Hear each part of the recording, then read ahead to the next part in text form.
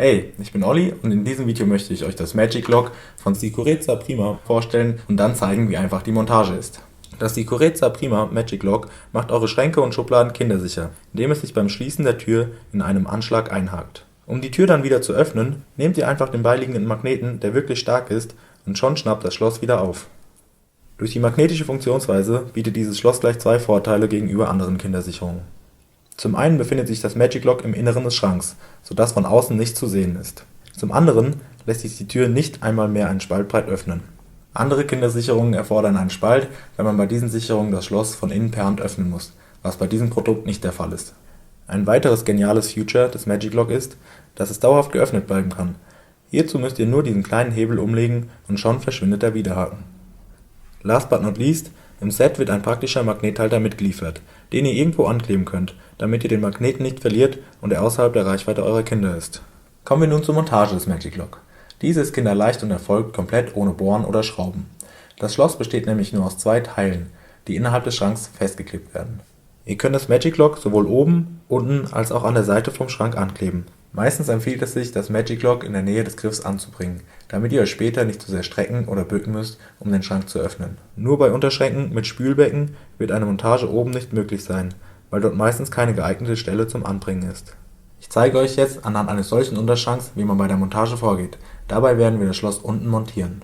Achtet bitte darauf, welche Bauart euer Schrank hat. Dieser Schrank hat eine Tür, die sich außerhalb des Schrankraums befindet. Es gibt aber auch Schränke, bei denen die Tür in den Rahmen eingelassen ist.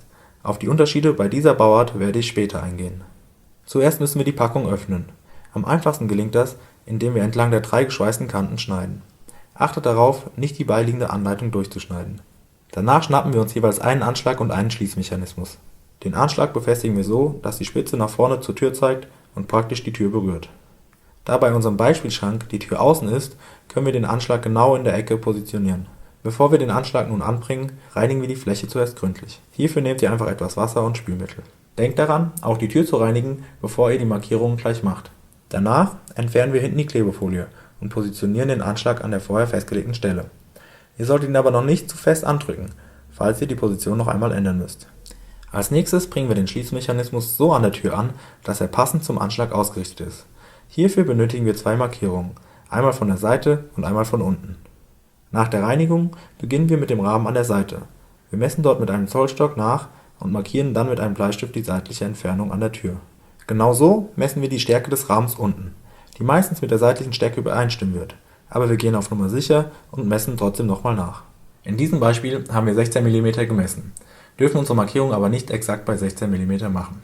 Der Grund hierfür ist, dass dann der Schließmechanismus und der Anschlag zusammenstoßen würden. Ihr müsst den Schließmechanismus noch einmal um 8 mm versetzen, damit dieser am Anschlag vorbeikommt.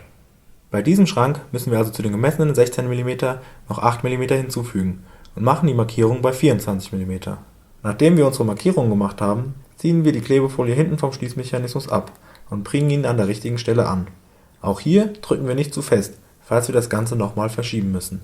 Und schon sind wir fertig. Die Tür sollte sich jetzt normal schließen und nur mit Hilfe des Magneten wieder öffnen lassen. Wie bereits erwähnt, kann es sein, dass euer Schrank eine andere Bauart hat und deshalb die Position des Magic Lock etwas variiert werden muss. Wenn die Tür von eurem Schrank in den Rahmen eingelassen ist, dann muss der Anschlag so weit nach hinten geschoben werden, dass die Tür noch schließen kann. In diesem Fall messt ihr die Stärke der Tür und markiert euch die entsprechende Tiefe mit einem Bleistift. Bei der Position des Schließmechanismus habt ihr es jetzt sogar leichter als vorher. Ihr positioniert den Mechanismus einfach genau in der Ecke, aber ähnlich wie vorhin um 8 mm nach oben verschoben, damit beide Teile nicht zusammenstoßen. Am besten ihr macht euch auch hier eine Markierung mit Zollstock und Bleistift. Abgesehen von der Bauart des Schranks gibt es noch ein paar weitere Kleinigkeiten, die zu beachten sind. Zum einen darf die Tür nicht stärker als 35 mm sein, damit der Magnet das Schloss noch öffnet. Zum anderen muss man schauen, ob die Tür unten etwas übersteht, dann sollte man das natürlich mit einrechnen.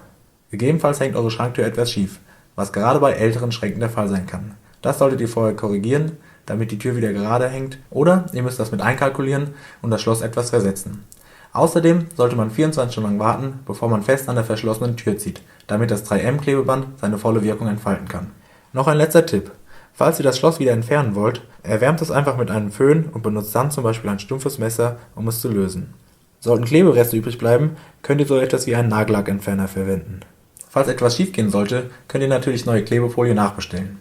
Das war's von mir und ich hoffe, das Video war hilfreich.